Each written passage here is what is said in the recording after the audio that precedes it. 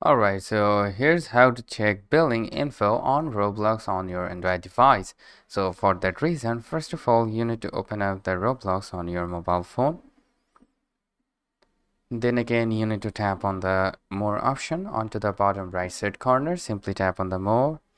And then again, you need to scroll it down and you will see the settings. Simply tap on the settings.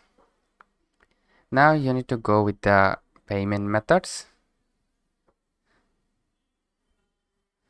Now in this settings, you will find out the recent payments that he's made with this account, but I haven't selected any payments or assigned a card or bank details with my account, so that's why it is empty.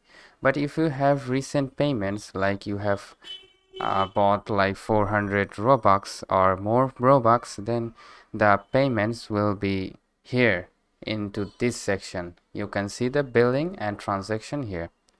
So hope this video helps you out. If yes, please leave a like and we'll see you next time.